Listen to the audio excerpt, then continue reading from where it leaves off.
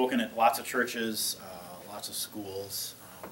I've given a lot of this information before, and if I'm not interrupted, I tend to fall into sort of the sermon that you've given 1,000 times, or the elevator joke that you've given it. So it's nice to be interrupted. Please do. And number two, I like to say that I know you guys are studying Buddhism, which is every faith tradition, of course, huge. Buddhism, no exception, just huge. So I'm kind of breaking one of the rules I learned in high school speech, which is never start by buying insurance or apologizing for what you're about to say.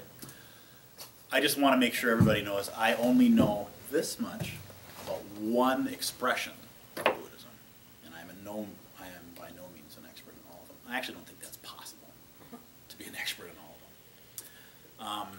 But all of my training, all of my formal study in Zen has been here in the Twin Cities. So not only are you only getting one expression of Buddhism, one stream, Zen, which is kind of unique within the streams of Buddhism. You're only getting one person's opinion of Zen, and you're also getting a white Minnesotan's version of Zen after about 20 years of study. And this is a tradition that's been in Asia, of course, for 2,500 years. So the version you're getting is probably going to be a little different than what you might have read. If anything I say contradicts the book, it's the book that's probably right. So all that said, I'll start with just a real quick bio, just so you kind of get more of a feel for where I'm coming from. I'm born and raised in the cities, right here. Golden Valley, I was born. New Hope, where I grew up, and then my family, my sister and my parents moved to Bloomington. So I'm from Bloomington and raised Catholic. Hello. Hi. Welcome. Thank you. I just got through handing out $100 bills, so I'm really sorry. Oh, Just shut up. arrived. I could use that. I feel terrible about it. All right. I bet you do. So yeah, I was raised Catholic, and I mention that because a lot of the times, a lot of the places that I'm asked to speak are predominantly Christian. No surprise there. This is a predominantly Christian culture, of course. And I also like people to know that there aren't many folks in this country who were raised Buddhist. It hasn't been here long enough. I mean, basically, it really hasn't. Buddhism really started coming to the United States in earnest maybe 100 years ago, with people actually practicing, people actually doing, participating in stuff, doing meditation, learning from teachers and stuff. 50, maybe 60 years ago? Late 50s, kind of the beat movement, the beginning of the hippie movement during the 60s, mostly in the coasts, California. Alan Watts and D.T. Suzuki and some of those names that some of us, it got just mainstream enough that some of us recognize that. And there are some famous people who are associated with Buddhism, Leonard Cohen and, Tina Turner and people like that.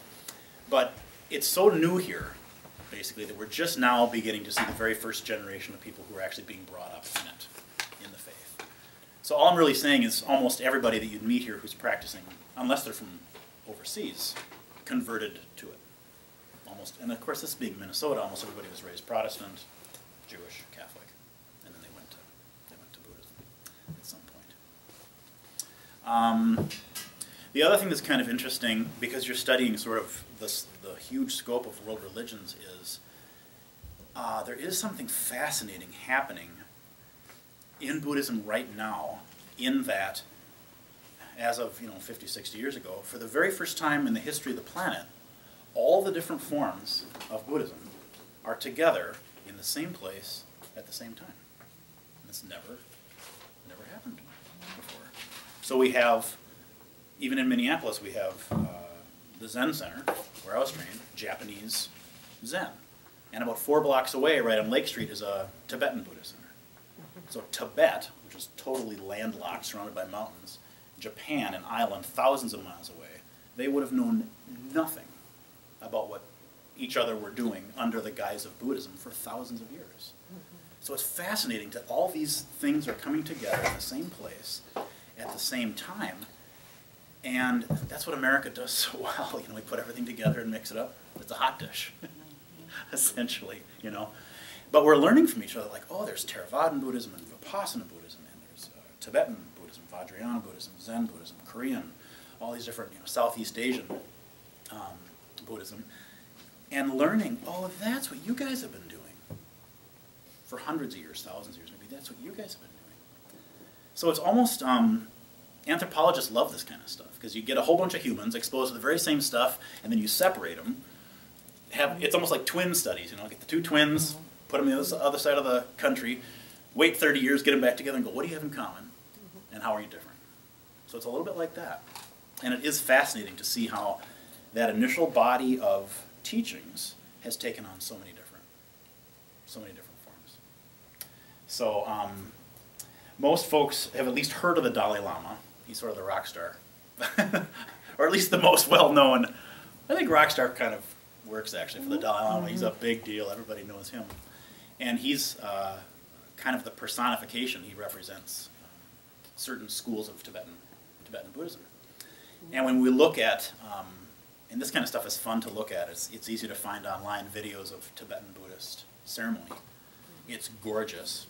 It reminds me just this much of like the Mass when I was a kid, because it's lots of smells and bells, color, crazy hats, pageantry, very complicated cosmology.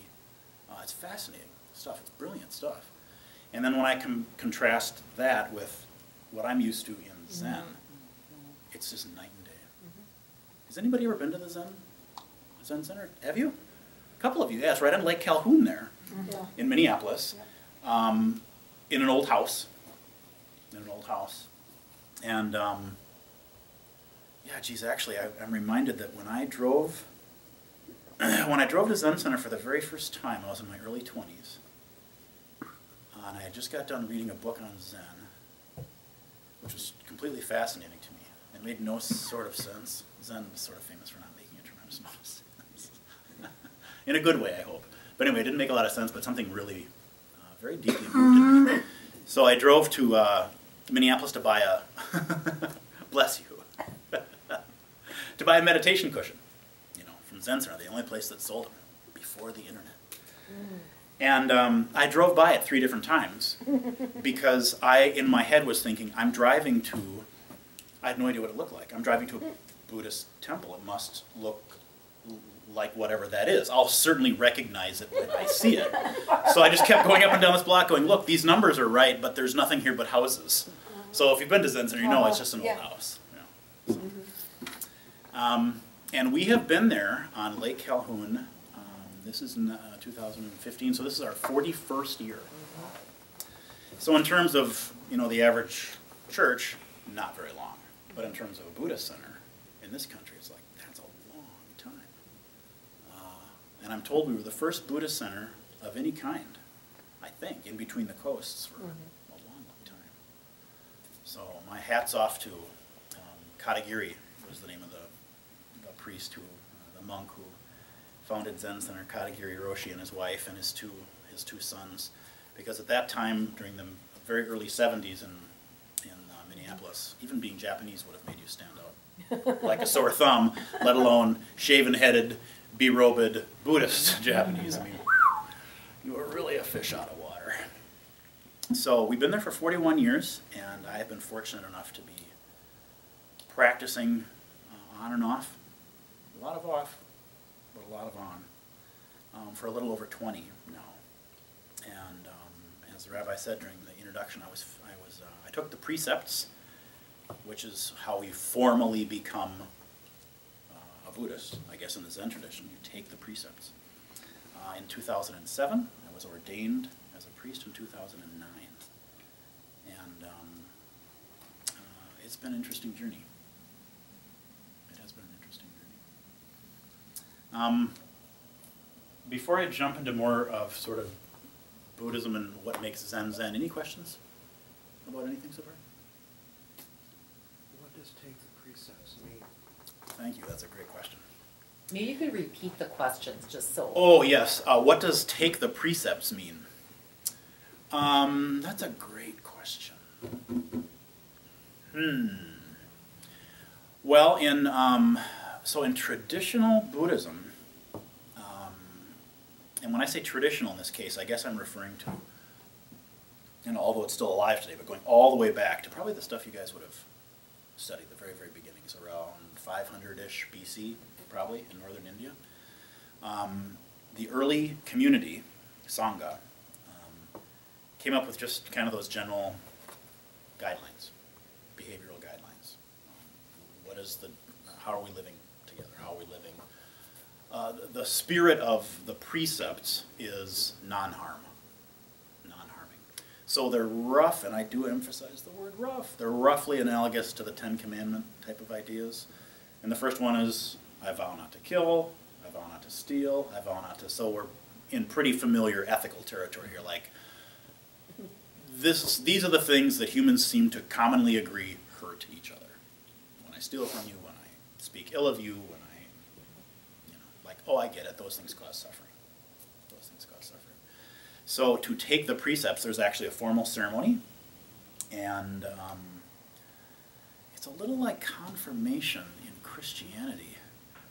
I'm wondering if there's a Jewish equivalent when someone is of age and they're an adult. Bar or bat They mitzvah. choose. Well, it would be. Would that be the equivalent? Okay. In a sense, you're taking the commandments on, you're responsible for keeping the commandments at that. Oh, very much then. Yeah. The same It spirit. is, Okay. it's very, it's, Okay. Yeah, as an adult, you're like, I'm now entering the community. I'm You're responsible. personally responsible. I'm vowing to live by these. Oh yeah, so there you go. Mhm. It's a perfect equivalent. And I'm right now in the process of, and of course there's a prep for that. You know, there's classes and education on the tradition. This is what's being handed to us. This is the lineage. This is part of what you're taking on. You wear a garment during the ceremony. You actually sew one of these. All the initiates sew one of these. It takes about 3 months because they're done by hand. And this is, and I usually wear this. My friends, the senior teachers at Zen Center, say whenever you go on one of these speaking things, wear the rakusu because they're always going to ask. It isn't like I walk around all day wearing one of these, but like, oh, they're going to ask about the bib, so just wear it. Because then it gives you, it's a teaching point, right? So in traditional Buddhism, and you may have read this, when one takes the precepts, joins the community, in ancient India, you would have given up everything. You give up your name, you give up your hair, you give up your possessions, you give up your clothes, you give up everything. And you get a robe and a bowl and a new name, and that's kind of it. So it was, those guys were pretty hardcore. We don't do that in Zen now, but we still do sew this small version of the traditional robe. So the initiates will sew one of these. They are sewing them right now, actually. We're having an initiation ceremony in October coming up. Yeah, they're really cool. They're public ceremonies. If you're interested, come. They're really cool. And it follows, the ones that the initiates are sewing are exactly like this, except they're in a blue color. The black ones mean a priest. So I had to sew a second one of these when I was ordained. But they follow, and it's hard to see. I should probably pass it around to you. It follows the same patterns, the full, like when you see the Dalai Lama with the big red, different traditions have different colors and stuff, but it's the same essential pattern. It's supposed to be the rice field.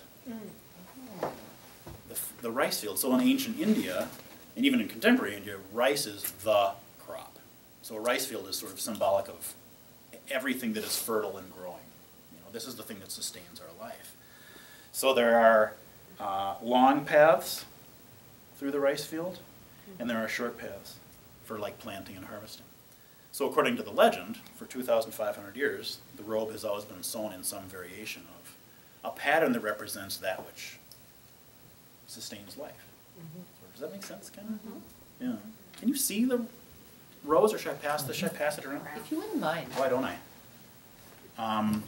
And so, yeah, feel free. Oh, yeah. So, yeah, so to take the precepts is loosely analogous to being confirmed in Christianity or bar bat mitzvah in Judaism. It's sort of just,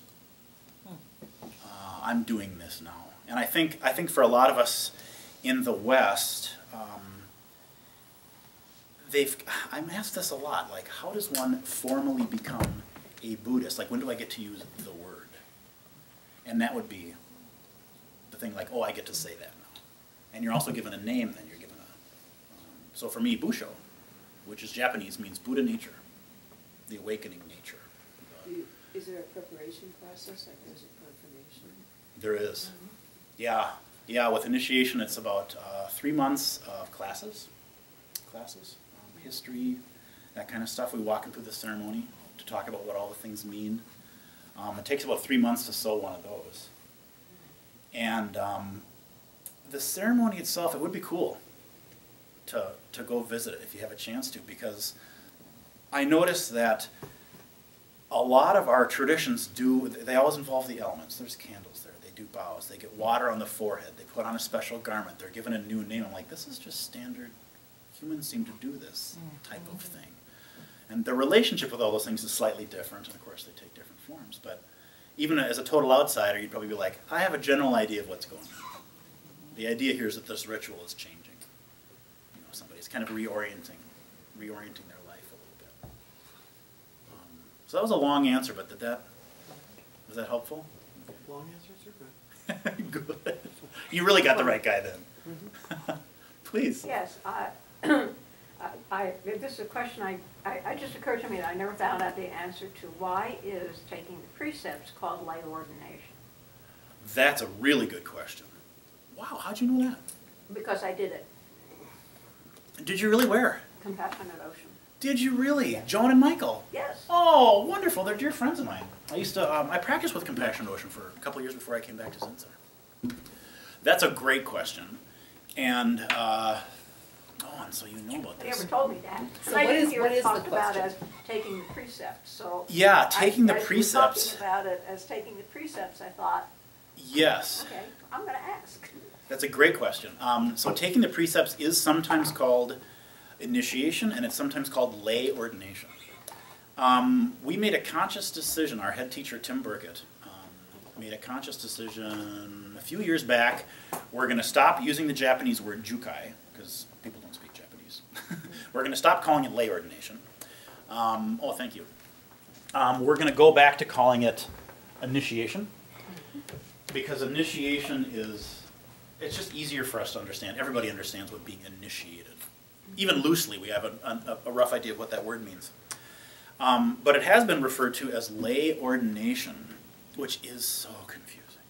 It's terribly confusing for us. So even within the community, that's confusing. So we decided it's not worth explaining every time.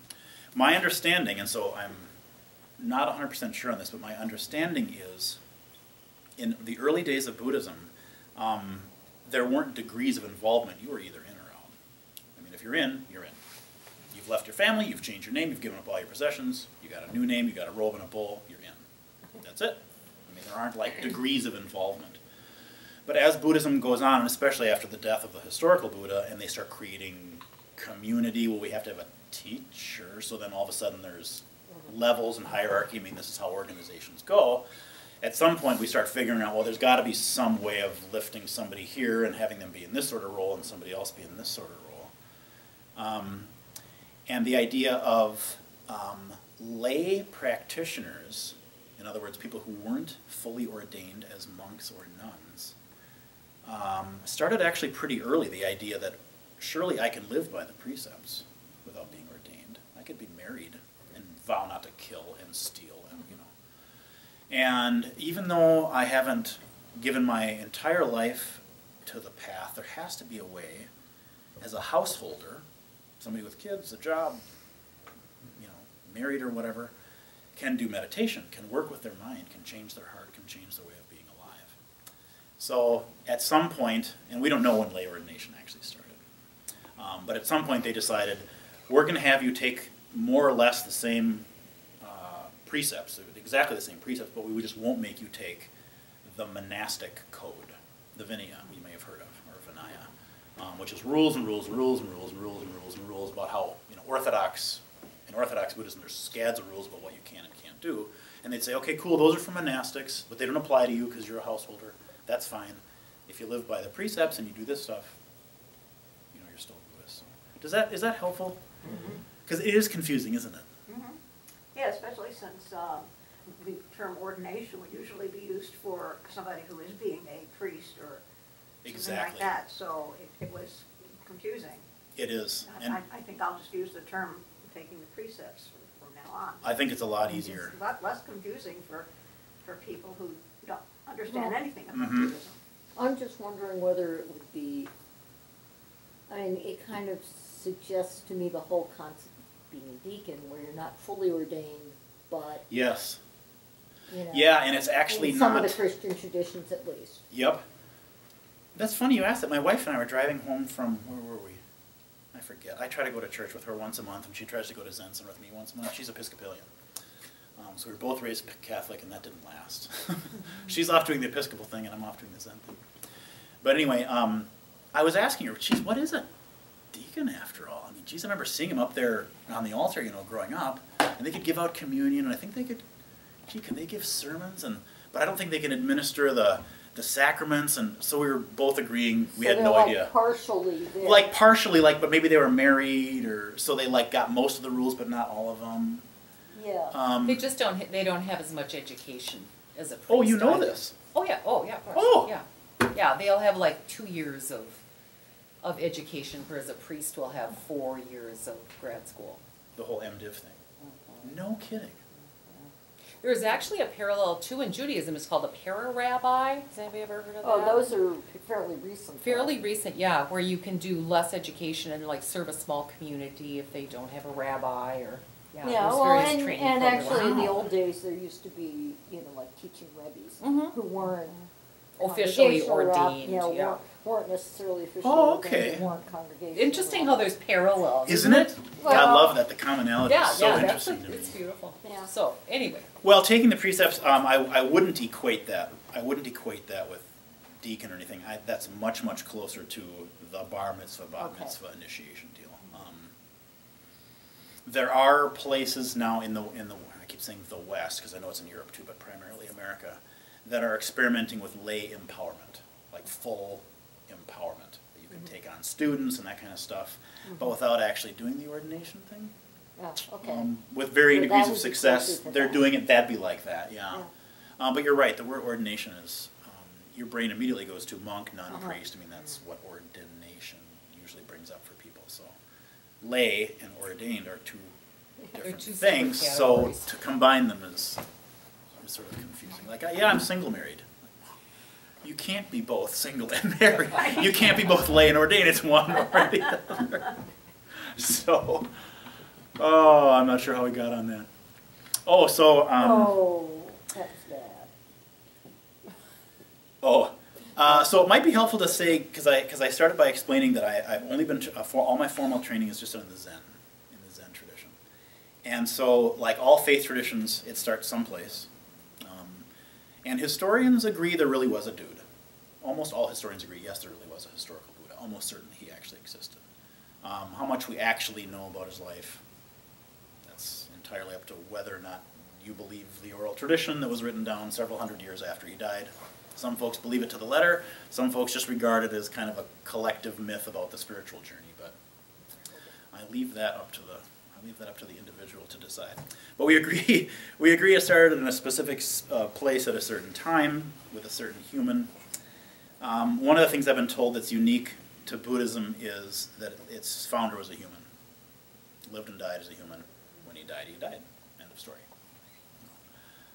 And that's apart from nirvana ideas or whatever, but it was very clear, and in the words of the Buddha, to the degree that we know them, went out of his way to make sure what I am handing to you is the teaching. It is not me. Please, please, please, please, please, please, please, do not make this into a cult of personality. Do not turn this into something about me. Don't draw me, paint me, sculpt me. I have no mojo. I'm just a guy. What I have discovered is that there's a way of working with the heart and the mind that transforms our experience of being alive. So please, if you want to know what to take forward, please carry that.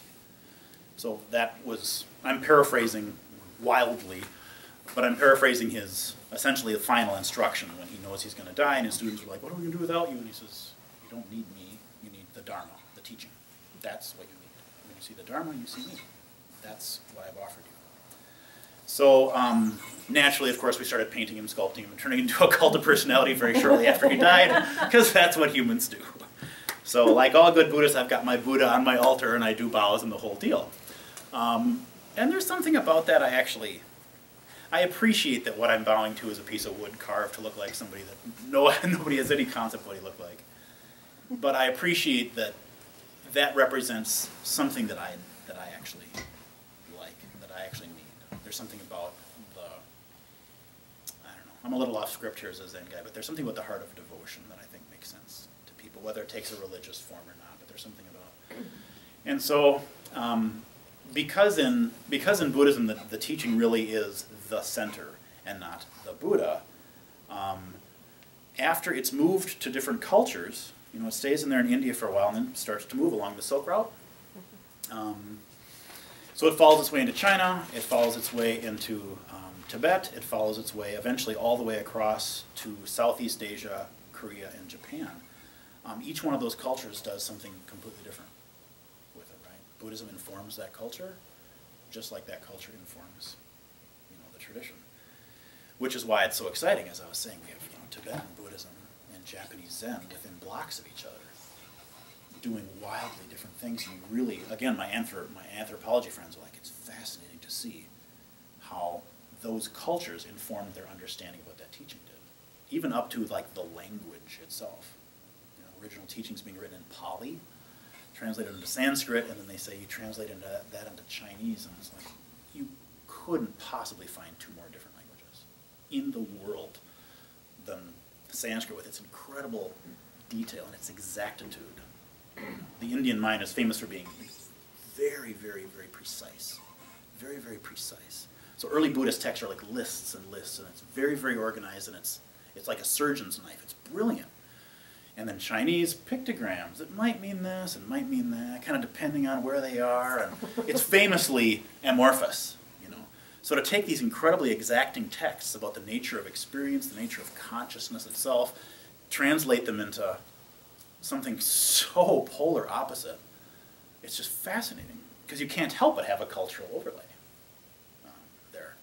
So as Buddhism spreads around, somewhere in China, somewhere around maybe 500 AD, so roughly 1,000 years, we're pretending, after the Buddha dies, we really start having a very specific stream start really coming into its own that we now call Zen. And it has a very obvious mix. For those of you who study this sort of stuff, it's sometimes described as being kind of half Buddhism, like half Indian Buddhism, Four Noble Truths, Eightfold Path, precepts, whole deal, but it's about a good half Chinese Taoism. If you know anything about Taoism, famously flowing, loose, very life-affirming, very earth-based. Everything is in cycles. Everything that leaves comes back. Good and bad are just ideas. Everything is in a state of flux and flow. So in early Buddhism, we really have this idea that this life is suffering, and it's hard, and we want to get away from this, and we want to get to other nirvana, you know, release from suffering. So there's a very, it's like the path is a line. We really want to get from this place to this place. Did they use I'm not sure what you've read, but did they use the metaphor of the other shore? The shore of suffering to cross the river to the shore of no suffering. But there's really a pretty specific idea that we want to transcend this. This thing is what we want to transcend. Which kind of makes sense. No marriage, no relationships, no kids, no touching members of the opposite sex, no makeup, no perfume, no fun, no dancing, no nothing. This is the thing we're trying to get away from, right? But in China, and I'm no Chinese expert, but the reading I've done on Taoism is exactly the opposite. Where would you go? It's absurd. This is that. There's nothing in the world that ever goes in a straight line. There's nothing that actually starts and ever actually ends. Everything just does this, you know? And so it's much more kind of life-affirming. Like, this isn't the veil of tears necessarily. Maybe this itself is the other shore. Maybe this itself is nirvana. So all those early ideas were still there. They didn't throw them out, but they started reinterpreting kind of what they meant. So again, we're playing kind of fast and loose here, which is what I like about comparative religions. You get to play fast and loose. You do? Scholars always go, oh my God, but I love it. But it really does seem fair to me to say, yeah, Zen is about half Buddhism and about half Taoism. So Zen takes on a very Chinese flavor. It stays there for about 1,000 years. It's brought to Japan in about 1200 by Dogen. Dogen Zenji is the name that that you listed there on my little bio. Zenji is just honorific. Great Zen teacher. Zenji is great. Yeah.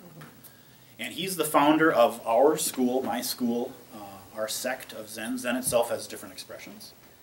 But in our sect, which is called Soto, S-O-T-O, in Soto Zen, which is primarily what you see in America, the idea of enlightenment and the idea of the world of suffering, samsara, are completely collapsed. That's kind of our central, what would you say, that's the central trope, I guess. That's the central theme, is the collapse of those two ideas. So in Dogen's view, meditation, for example, which is usually seen as a means to an end. You meditate to get something. Enlightenment, maybe, or something, some sort of awakening experience. That's what we do, yeah. He took that idea of this is a means to get this, and again, collapsed them. No, meditation in itself is enlightenment. That is one thing. There aren't two things, there's only one thing. So I'm kind of giving you just the central essence of what makes Soto Zen, my school of Zen, so unique. And that's probably in direct contradiction to what you would have read or heard the early Buddhisms about going from suffering to nirvana. And here he's saying, no such thing. Those two things are one thing. So Zen has sometimes been described as, half Buddhism, half Taoism.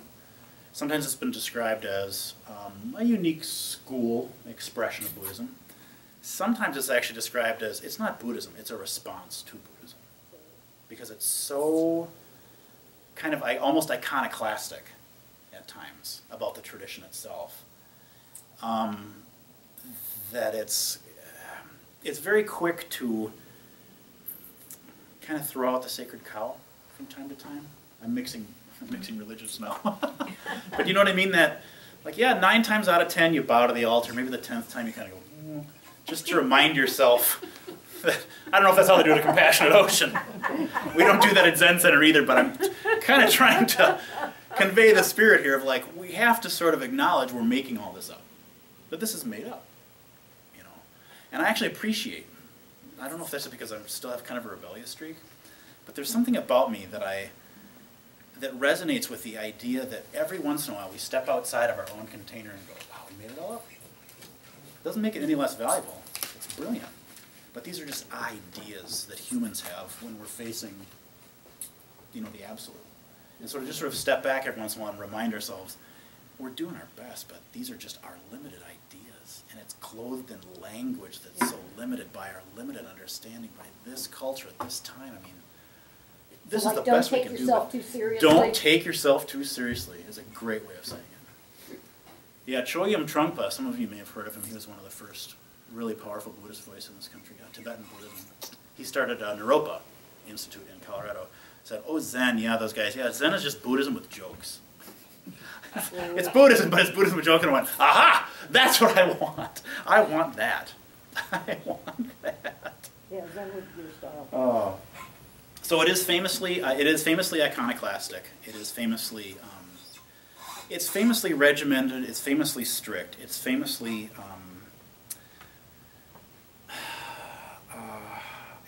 very, very organized and very, very respectful. But at the same time, every once in a while, there's some sort of character that has to come along, kind of like the fool archetype. If you're talking about archetypes, Zen is in love with the fool archetype. The person who's never sat once in their life and has the enlightenment experience. The woman on the side of the road selling tea that nobody knew anything about will always best the best teacher in the combat and that type of stuff. It's almost they do this a lot in Sufism. The sort of enlightened fool, to just sort of turn it all around and go, just so you know, we're still playing here. That surely whatever answer we end on is a lovely answer, but it's still just an answer, just an idea. So Zen likes to do that a lot, and it gets away with it because Zen is essentially non-doctrinal. You can say there's Buddhist doctrine, and that would be true, kind of.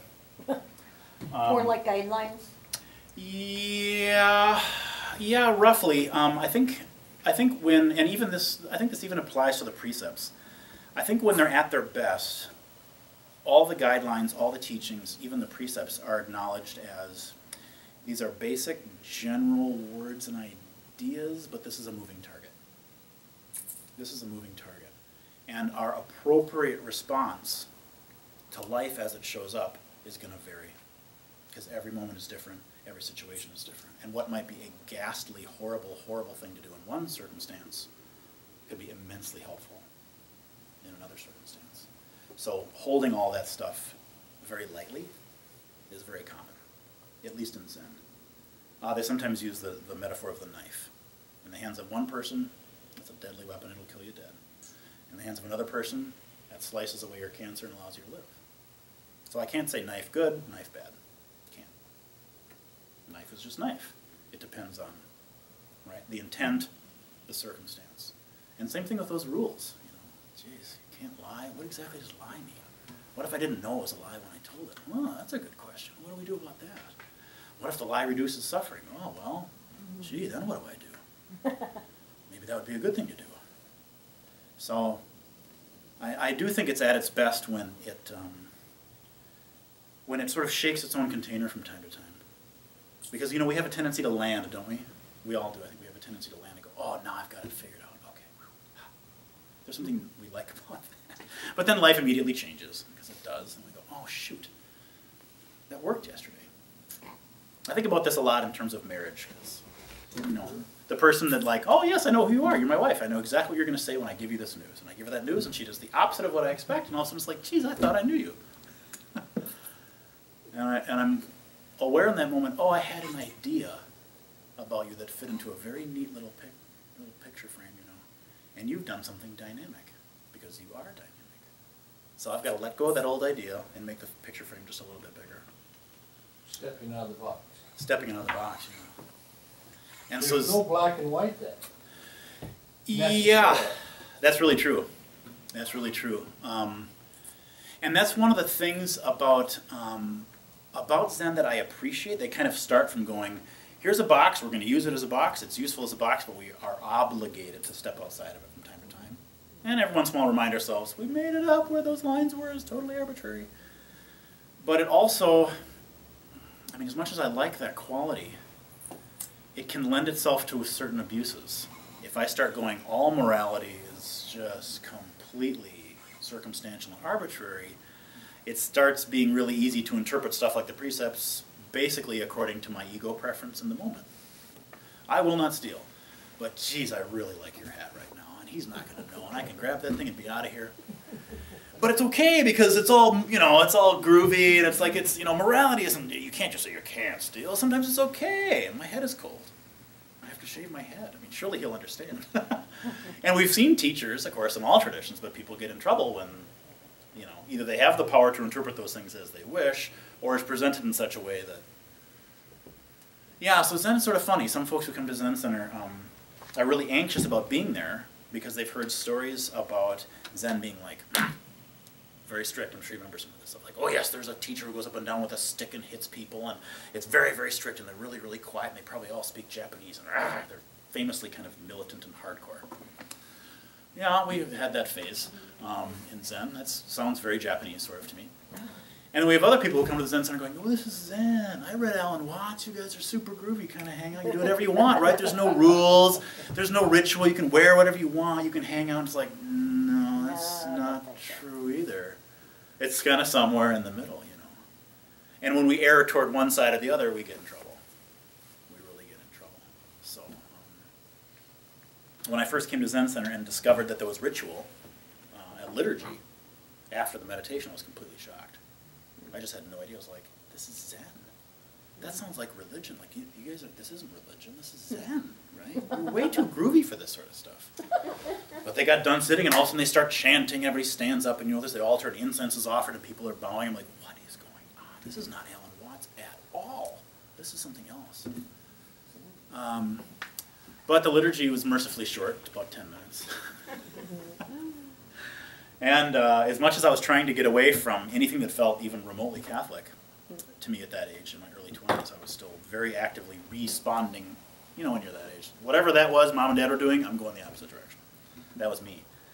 And it has always been really wonderful. It actually gives me a warm feeling, but kind of ironic that that's my favorite part now. The liturgy is my very favorite part of Zen practice. I love it. And of all the priests at Zen Center, we have 10 priests now at Zen Center. There's only one who always wears the priest clothing, who shaves his head, who goes by his Buddhist name. Ta-da! Me. Yeah, I mean, I went there, like, I'm a hippie wannabe, you know, and it turns out this is the stuff that actually really resonates with me. It moves me. It's really meaningful. So our teacher at Zen Center, Tim Burkett, he's my teacher, and I hold him in very high regard. I love him dearly. He was raised as a California Unitarian. So thank you for the laugh. I always think that's funny because I'm a Minnesotan, right? I'm like born and raised in Minnesota as a Catholic. So number one, California, right? You know how they're, I mean, God knows what they're doing out there from my grandma's point of view. And then on top of it, a Unitarian. What even is that? So he might as well have been an alien as far as I was concerned. I'm sure if my grandma, God rest her soul, was like, oh, California Unitarian, be careful. You don't know what they're going to do. And he's trained in Zen for 50 years now. Brilliant, brilliant teacher. Fabulous, fabulous expression of the Dharma. And so when he ordained me, along with 3 of my dear friends, you can shave your head or not. It's up to you. You can go by the Buddhist name or not. It's up to you. I mean, he really gave us that. And I'm kind of being facetious when I say that's because he's a loosey-goosey California Unitarian. I think it was more of an understanding of the way that Zen is practiced is something, it's about transformation and experience, your own personal experience. So having the expression of Zen come from inside of you makes sense to you. I mean, I can give you guidelines that, yes, you got to obey these rules. That's cool. That's fine, too. But the way I felt, the way I kind of took that openness was him saying, you can trust yourself to embody this. The way that feels good for you, it's up to you. And I get that some people would interpret that as like there's no rules, anything goes, but it really didn't feel that way. To me, it really felt like more of an empowerment. How is this going to manifest in your life? I don't know that. I can tell you what worked for me, but you've got to discover this for yourself. And I've appreciated that latitude. So when you come to Zen Center, which I hope you do, you'll find about half the ordained people are women, half are men. That's new, by the way. America did that. I'm proud of that. I'm proud of that. That's not to say there haven't been ordained people in Buddhism before America, because there have been from the very, very, very, very, very beginning. But, and this is partly culture too, but without a doubt, it's been very obvious that women have always been second class. They were included in the Sangha at the very beginning, which, for its place, at its time, was a massive revolution. That was completely insane that he did that. The historical Buddha allowing women into the Sangha. Huge. This is the India caste system, the whole deal. So brilliant, brilliant, and I honor that. But again, because of culture being what it is, they've always kind of been second-class citizens. And when Buddhism came to America, again during the 50s and 60s, kind of in earnest, my anthropology friends say, and what else was going on in the late 50s and 60s? The environmental movement, for the very first time, eco stuff. The women's movement, for the very first time. Civil rights, for the very first time. So it's like, it couldn't have not been changed by those things. And especially because Buddhism came in on the coasts, New York and California. And not just California, but San Francisco. During the 60s, you guys. I mean, talk about madness. I mean, that is the epicenter of the massive global cultural revolution. Haight-Ashbury, that's like where the Zen Center, the San Francisco Zen Center was on Page Street, so like right around the corner. There. Yeah. Wow. So it's just fascinating to me that the places Buddhism has taken really, made really deep inroads and taken deep root here have been a lot of prison ministry, working with minority populations, working with disenfranchised people. You see, when the lineage of teachers comes to America, it's man, man, man, man, man, man, man, man, man, all of a sudden man, woman, man, woman, man, woman. Because women started practicing and started being ordained right away. And I just like, that's beautiful. That's beautiful to me. So I'm really proud of that. And Katagiri, the man who founded Minnesota Zen Meditation Center, I don't know if this is apocryphal, but the story was that he was with Suzuki Roshi. Suzuki was one of that first generation of Japanese priests who brought the tradition here. And Suzuki's the one who wrote Zen Mind, Beginner's Mind. Some people have actually heard of it. It's kind of a spiritual classic in the West. And Katagiri was there assisting him, and of course they're in basically Haight-Ashbury of San Francisco. And although they weren't Americans, they at least knew enough about America to know the people that we're seeing from day to day probably aren't representative Did they? of the entire nation. Dear God, I hope. I'm sure. So they were flying once, I don't know if it was a conference or a retreat or whatever, flying across the country. And the way the story goes, they're looking out the plane window in the middle of the night, flying over, you assume, Minnesota, the Midwest, going, that's where the real Americans live. And so Katagiri, I don't know, have you ever heard that story before? No. Oh, I wonder if maybe Joan had. That's where the real, and so, because Katagiri was a little less okay with the hippie thing, is one way of putting it, than Suzuki. So he was the one who, like, when the bunch of grad students from the U of M who were doing meditation, had heard just a little bit about Zen, said, I think we have enough of a community here, we could actually support a teacher. So they flew out to San Francisco to formally invite him, will you please come? You know, we'll create a nonprofit, we'll get a house, we can actually do this. And sure enough they did, and I think I'm putting words in his mouth, which is dangerous, but I bet going to where the real Americans were, meaning more conservative, was probably a joy to him. So that's a little bit about how it got to us. Questions? I'm kind of doing a little bit of a shotgun here. I'm wondering if there was anything in particular that... I think this is off the track from what you're saying, but we did talk about reincarnation. Mm-hmm. And so, just... Great question. I still don't know, Yeah. honestly. I don't know for a couple of reasons. One is that of all the different expressions of Buddhism, all the different schools, Zen spends the least amount of time with that. We spend, I don't want to say no. At Zen Center, I can safely say we spend no time. It's quite literally 0 time on it. Zen scriptures and stories make reference to it, rebirth, from time to time, usually as a teaching device. So Zen's relationship with that is really, really fuzzy, and It fits with what you've been saying.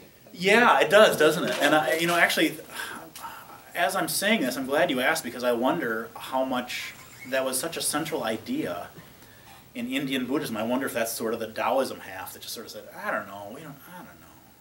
We just sort of stopped spending a lot of time with that. But karma is a critical and central idea in Buddhism, and that was part of how they understood it to show up.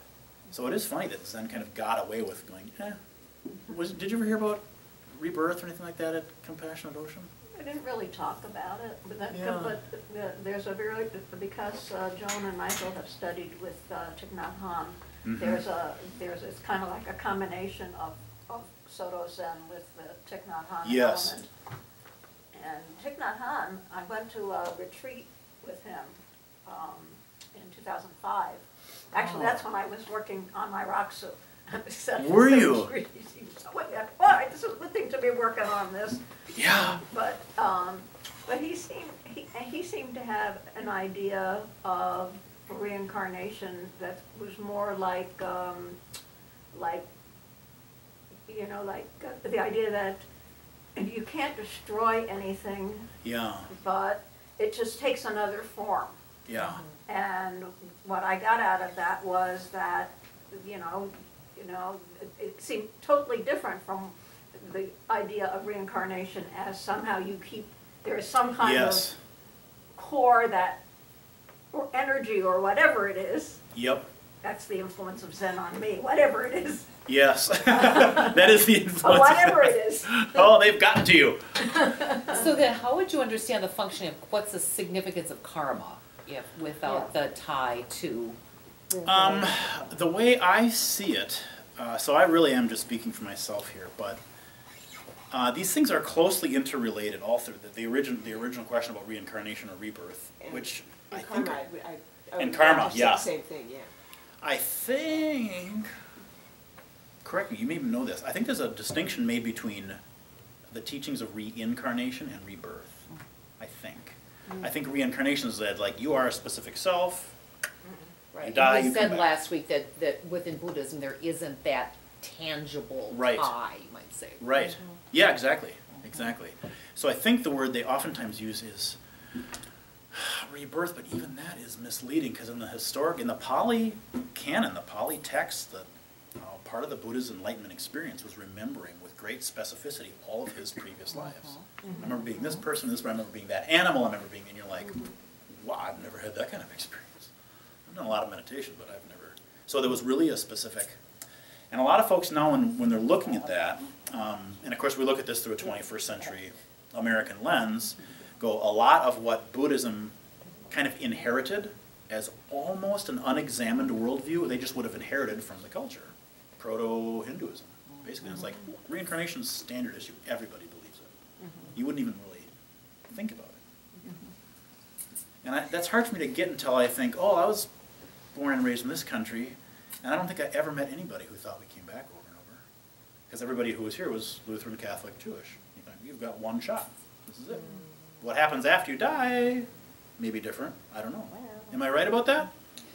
Kind of? Jewish mysticism teaches. There is a strain of reincarnation in Jewish In mysticism. Kabbalah. That's true, yeah. And there actually is in Christian too, but And it's not only in so, yeah, and it's so, yeah, and I was Yoga. never exposed Yoga. to that as a kid. But generally most. But generally, there's this idea that this is it. Those of us who were hippies found it then, There you go.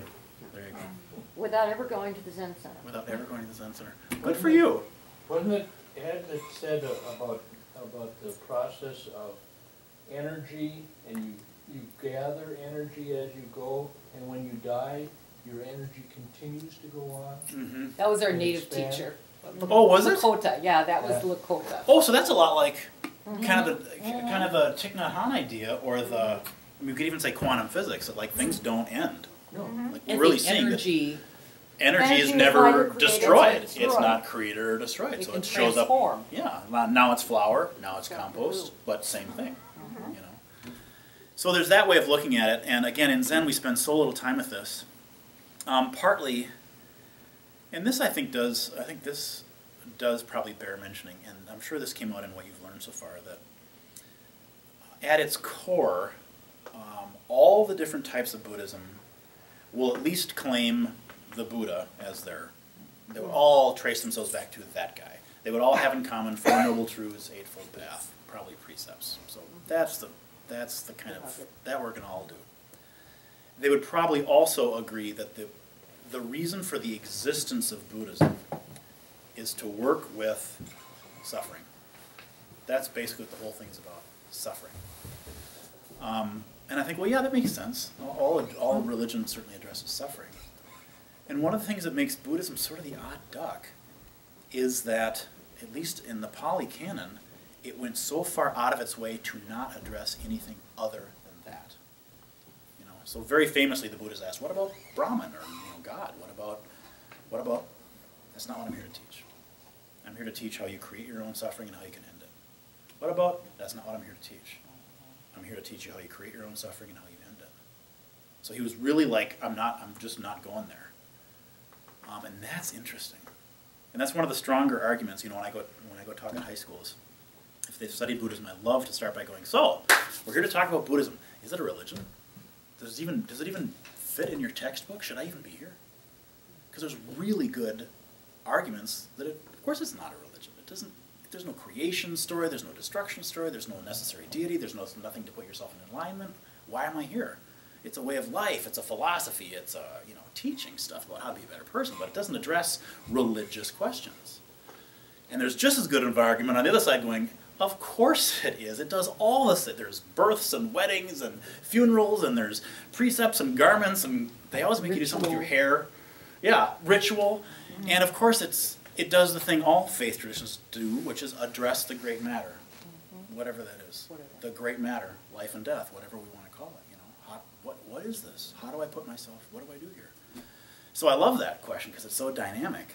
And what it forces people to do, of course, is define for themselves what religion is. Because they realize, if religion has to have God, then that's me imposing that ideal, and these other faith traditions don't work. If I define religion as any culture that kind of references the absolute, oh, well, then of course.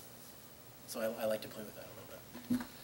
But because at its core, we're here to talk about the problem of human suffering, then questions about rebirth, reincarnation, become a little speculative. I think it is cool speculation. I mean, I love thinking about that kind of stuff.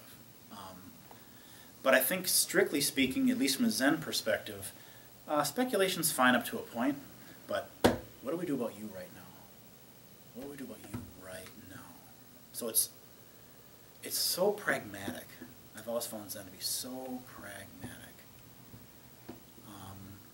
It's just a little bit like, you know, breaking your leg and going into the doctor and going, oh, my leg, let me fix that for you. But first, do you know a good car insurance broker? Like, that's not the problem right now. It's a good question. Let's talk about it later.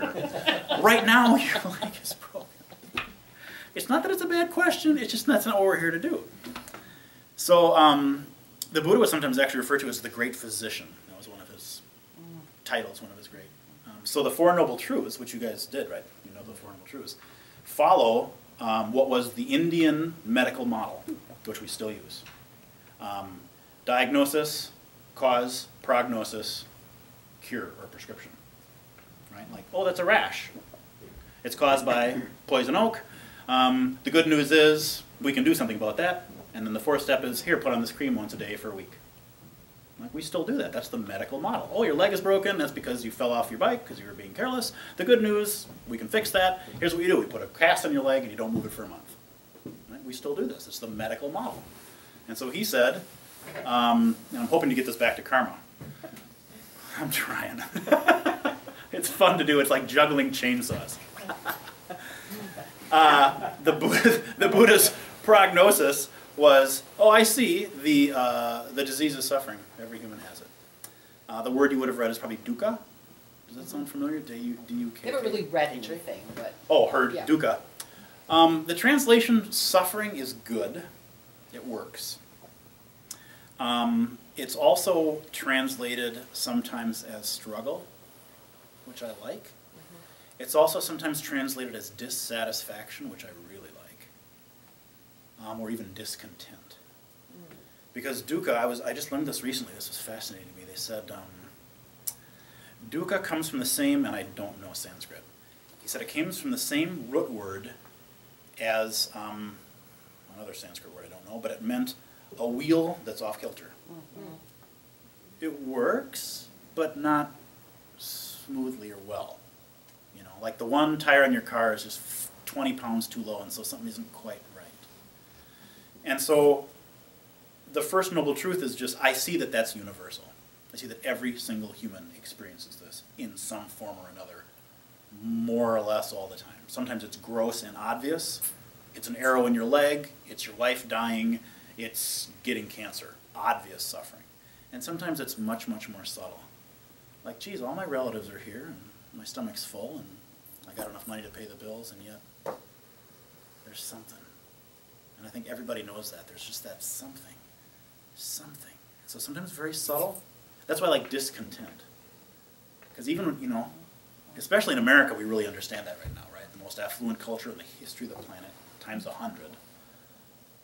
I really was convinced when I got this iPhone that that was probably going to make me happy the rest of my life. And it worked for about a half an hour. Or maybe 2 days, I don't know. But remember, like, oh, it's like, you know, wow, this is so brilliant. I am so content. I am so happy. How long did that last? It didn't last very long. It's almost like it's human nature to go, and so what's the next thing? Right? What's the next thing? And we stay in negativity too. Isn't it true? You know, if we could stay away from negativity. Isn't it true? That would help a lot. Isn't it? I completely agree. That's wonderfully said. So Buddha said, well, what I see is discontent. I see basically, well, now it'd be 7 billion people being some shade, flavor, or expression of discontent a great amount of the time. And I've never had anybody raise their hand and go, I've never experienced that. So he started at a pretty good place. Everybody's going to get this, right? He's kind of selling a product that everybody needs. And his second thing then, the second noble truth is, so what's the cause of that? Desire. It's usually translated as desire, grasping, The way Zen deals with this is, yeah, desire and grasping, but basically they say, you suffer. Oh, and as an aside, the distinction for the sake of clarity is usually made between pain and suffering. Does that make sense? Like, if you stub your toe, it hurts. Sorry, I can't do anything for you. It just hurts.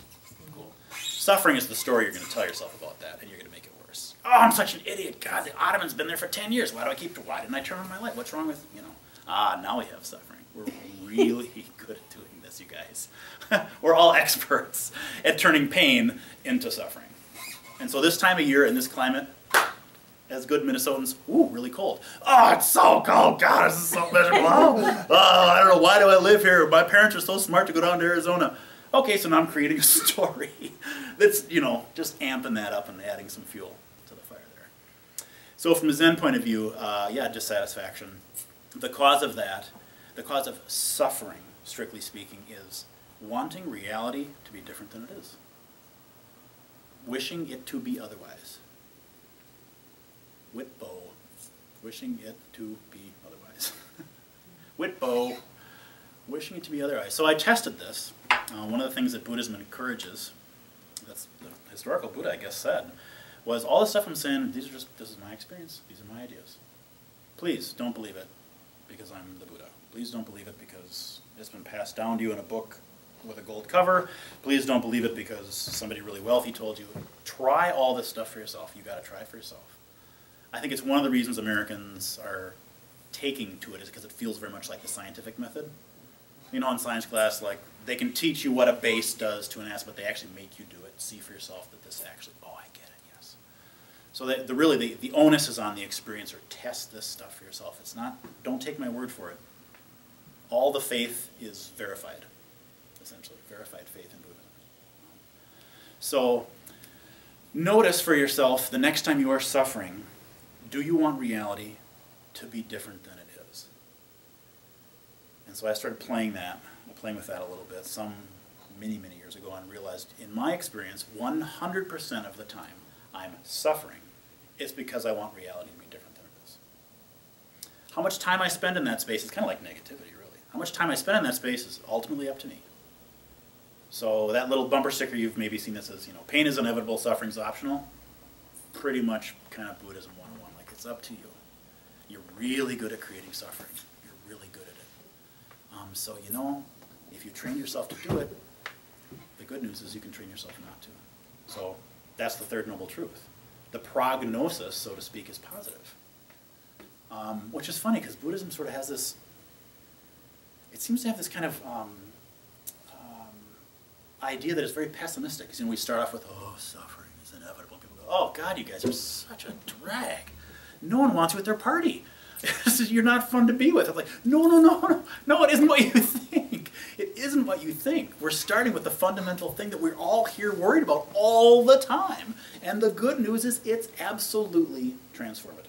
You can transform your experience of being alive. You don't have to get stuck there. It isn't inevitable. It's not, hopeless. No, you can transform your experience of being alive. And then, so that's our prognosis, which is good. When I'm talking to Christians, I say, this is the gospel. The good news. And they go, oh, cool. Yes, you're just like us. Anyway. Sort of. Yeah. But you shave your head. I'm like, that's another story. So then the fourth noble truth, of course, is this is the prescription. This is how we transform our experience. 8 different ways, and it's ethics. You probably would have gone over that. Ethics, common sense kind of stuff. The view, the understanding of, I understand how I'm creating my own suffering. And 3 of the 8 deal with the mind. And that's interesting to me, isn't it? 3 of the 8, almost half, deal with observing how this thing, I'm pointing to this whole thing. In Buddhism, mind isn't brain, it's mind, consciousness itself. So memory, emotion, thinking, feeling, sensing, taste, your consciousness itself is seen as elastic, changeable. The habits that you've learned that cause you suffering can be unlearned, and new habits can be learned that alleviate suffering. So those are the 8 things we do, and 3 of them involve the mind. Wow. Because in basic Buddhism, the idea was suffering isn't outside. That jerk who cut you off in traffic did not cause you suffering. He just pulled in front of you. You were the one who was extremely good at causing yourself suffering by telling yourself a story about what just happened, who that guy was, and what ought to happen to him. Right? The reality is, there wasn't a car, and then there was. You know? And then you probably felt scared. For about a quarter of a second, you were scared. And then the fear went away because you realized you were safe, and then you covered that with anger really, really quickly, right? Anger is a secondary emotion. And then you told yourself a story. Oh, and he's even driving that kind of car. I know that kind of. Look at the bumper stickers, too. Oh, man. Well, so now we know who that is. And maybe we want to pull up next to him and share our experience of being alive. You know, and it's all based on no car, suddenly car, and I'm scared. So that's where they would say, spend your time on noticing, I just had the thought, that guy's a jerk. And recognize, this organ produced a thought. It has nothing to do with reality. And that, for me, was a huge shift in my actual practice. I didn't really realize until I started doing meditation, this thing just runs. It just spits out thoughts. And they're not me. I figured they were. I figured they were me, and I figured they were true, most of them. My sister. That guy. And at some point I started realizing the difference between that guy being a jerk and me recognizing, oh, the organ in my head just produced the thought that that guy's a jerk is a huge difference. Because if I don't recognize that's just a story, it's just a story. And it's true for me. Like, that's true. That guy is a jerk. That's fact. I'm in accord with reality. I have every right, to pull up next to him and give him a piece of my, you know, because I'm just acting in accord with reality. I'm an innocent victim. I'm really good. This guy's a jerk. Wow, the more closely I look at my experience, the more I realize I'm sitting in my car, I experience fear, then I experience anger because I'm an animal and I got scared. And I don't want to feel fear. I'd much rather experience anger. It's a lot more colorful, a lot more drama. It's a lot easier to have an object. I can point that out. I don't have to stay here with this feeling. The Buddhist practice of mindfulness would be, where is it in your body? How does it feel? Are there emotions? Is there a storyline? I mean, you're really picking apart the nature of your experience as it's arising. And hopefully, and of course the teaching there is, this circumstance can cause me pain in that I'm uncomfortable. But it doesn't have to cause me suffering. And it also, very importantly, doesn't have to cause him suffering. I don't have to pull up next to him. I don't have to flip him off. I don't have to do any of that stuff. I know nothing about this guy. And so, wow, when I start looking at the nature of how mind creates experience, no wonder Buddhism spends so much time, you know, working with it. So, and this is my, hopefully a segue into karma. Because it's such a good question. My understanding and the way we work with karma primarily in Zen is more or less cause and effect. What it feels like to me is very much what you sow, you'll reap. I really think, I mean, so Zen's understanding, well, does it go from life to life? I don't know. Is that relevant? I mean, that's a good question, but I know what's happening now. I know that in this moment, I can make choices to water the seeds of compassion, kindness, awareness, love, intimacy, connection. I can also choose to water the seeds of anger, frustration, I mean, you know, we all know the drill. And that all those things have ripples, kind of like the no edges thing. I don't know what happens after I die. Maybe the ripples keep going. I know that the ripples from actions keep going. That's easy for me to see, actually. You know, the ripples from actions keep going. A lot of karma is talked about in Zen as being, it's oriented to the action, but we spend an awful lot of time on intention. But the intention is oftentimes the thing that carries karma forward. Right? So I'm thinking of like, oh, I know, when I was in, was I first grade? When I was a first grader, I made my mom an ashtray, you know, out of clay when I was in school. She's never smoked in her life, hates the smell of it, would never touch it. But I was like, I made you this. And she was, oh, that's so sweet, honey, thank you so much. And she put it by her bed and she kept coins in it or something. So on one level, what I've actually done, the actual horribly unskillful, it's exactly the opposite of what she needs. She doesn't see that at all, because she's a mom with a loving heart, and she sees the intention, which is, I'm offering you something. And honestly, I think we spend more time with intention carrying itself forward in Zen than we do on the actual action.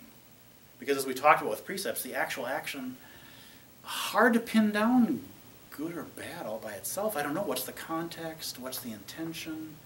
You know, the guy with the knife, well, I don't know, is this going to be a good thing or a bad thing? Very hard to say. So what's in your heart of hearts? So your motives. Motives? Exactly. What's in your heart of hearts? And I think part of why we spend so much time with the mind is that we are so good, and I know everybody knows this, we are so good at fooling ourselves about our motives.